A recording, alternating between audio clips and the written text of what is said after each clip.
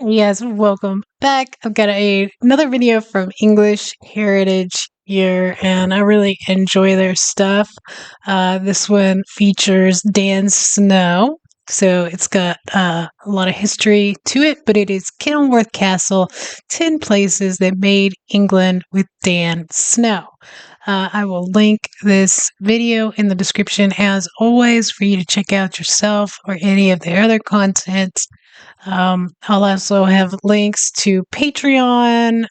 We wrapped up Kunk on Earth this week. So we're going to be starting Kunk on Britain over there. Still working our way through Countdown. That's going to take a while, but super funny. We just started Phoenix Nights not too long ago. We're getting into season 4 of Cuckoo. Really loved till season 3 ended. I really love that show. But if you haven't done so, go check out Patreon because you can join absolutely free. There are paid options as well. But even on the free version, you get access to tons of shows, some full seasons of stuff. So absolutely go over there and check it out. But let's go ahead and get into this.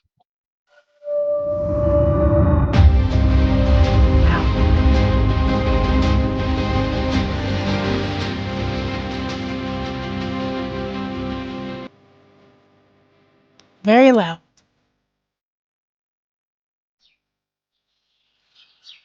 Gorgeous. My road trip has brought me to Kenilworth Castle.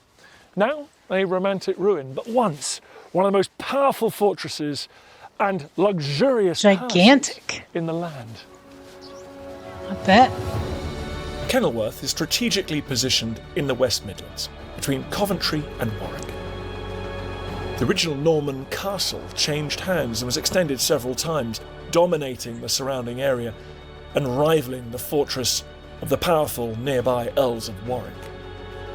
As the medieval period began to wane, Kenilworth was adapted to become a far more lavish palace where some of the most powerful people in the land could enjoy the good life. There was one particularly romantic chapter of English history that played itself out here. It's been one that's fascinated historians for 450 years, because it was here that its owner, Robert Dudley, the Earl of Leicester, put on the most extraordinary party for a woman he may have been trying to marry, Elizabeth I.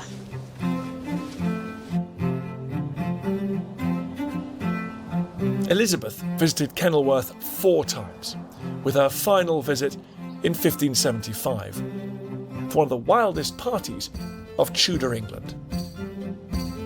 This 19-day party cost Dudley £1,000 a day. That's something like £350,000 in today's money. But that only came at the end of a years-long process of turning Kenilworth into a fantasy medieval castle fit for a queen.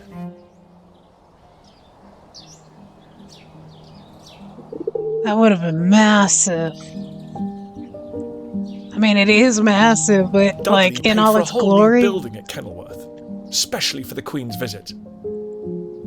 A lavish set of rooms for the Queen and her entourage to stay in. This was the magnificent bedchamber built for Elizabeth, just one room in basically a whole stately home that Dudley built for her here, with chambers for dancing and socialising and work. And perhaps most telling of all, a little private connecting corridor to Dudley's rooms. Hey.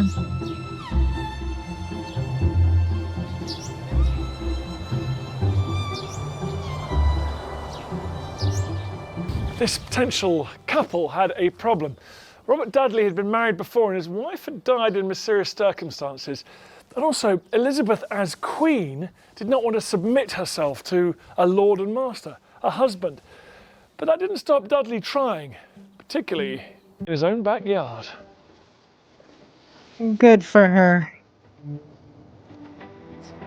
So for this special occasion, Dudley didn't just build a brand new house with all the mod cons that a queen could need. he completely renovated this grand privy garden. Wow. He wanted to create a kind of Garden of Eden for his queen. That's stunning. Dudley created this beautiful private garden, like a sensory experience for Elizabeth. The paths were of sand. The aviary that dominated it was encrusted with jewels. In the middle was this magnificent marble fountain, possibly with statues of him and his brother as Atlas holding up the earth. Around the side of the statue there were marble friezes depicting titillating scenes from Ovid's Metamorphosis. In the gardens itself, plenty of roses for his Tudor rose, lots of other wonderful flowers arranged in neat Italian-style beds, all geometric, designed as a place where she could relax and get away from the strain of being the sovereign. It's gorgeous. English Heritage have recreated the garden. It's as close as possible to how it was when Elizabeth enjoyed it in 1575. The key information came from one of her staff, Robert Langham, who snuck into the garden. Fortunately for us, he recorded what he saw. Good job, for all the Robert. senses. To taste of delicious strawberries, cherries and other fruits. To smell such fragrancy of sweet odours breathing from the plants, herbs and flowers. To hear such natural, melodious music of birds. Let's say you like sometimes you're like getting a berry straight off the vine or the tree is just the best. I was out in our garden earlier watering, and we've got some blueberries that grow out there, and I'd say like sometimes I'll just grab one off and eat. It's so good, it's so sweet. Like you can't get that same taste from a grocery store. I bet like at that time for somebody who would have worked for the queen, kind of like a servant. I mean that. Can you imagine how sweet and delicious that would have been to like be able to sneak into that garden and grab like a cherry or strawberry off the vine, or tree.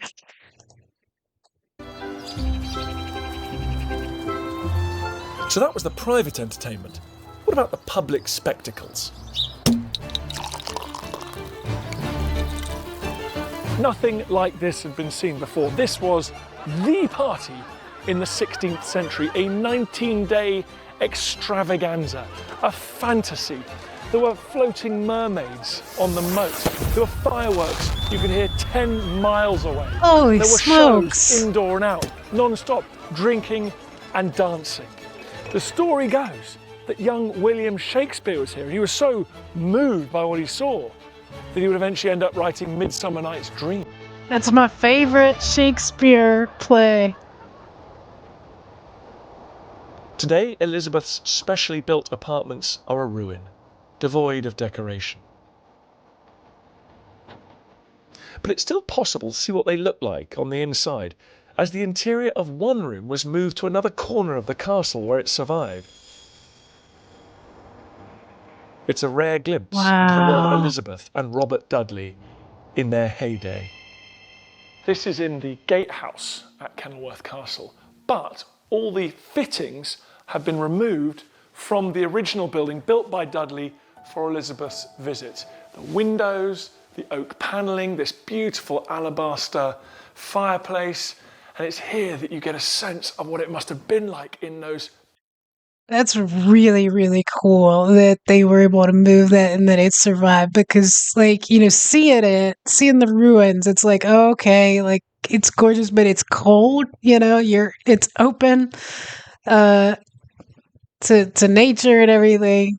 But seeing it's completely different. It's so warm and cozy, and I don't know about y'all, but like my mind wouldn't have gone to this just looking at the ruins. And I was like thinking like, man, I wonder if there's any pictures or drawings or renditions of what it would have looked like just to maybe look at after the video. This is incredible. Incredible. Palatial apartments. So you've got E here for Elizabeth, over here on the other side of the fireplace, R for Regina, then as well as Elizabeth's title, you see Robert Leicester here, the Earl of Leicester, with his garter badge and his personal insignia, and his motto, droit et loyal, right and loyal. He might have been right, and he might have been loyal, but he wasn't right for her. They never got married. He tried. Fact, Elizabeth, although he remained a favourite, she never visited Kenilworth ever again. Dudley She wasn't going to remarried give in up her 1578, not to Elizabeth.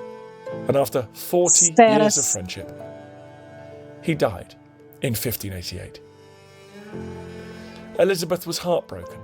The man she called her brother and best friend was gone. We'll probably never know whether Elizabeth and Dudley consummated their love.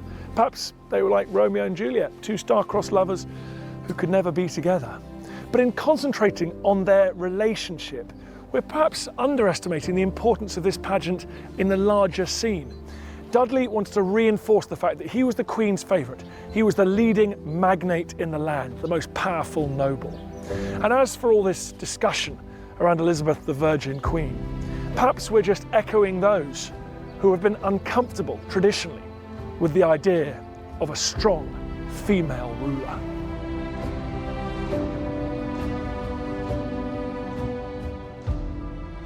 That's excellent. I love these English heritage videos, especially these that have dance though. He's such a good storyteller.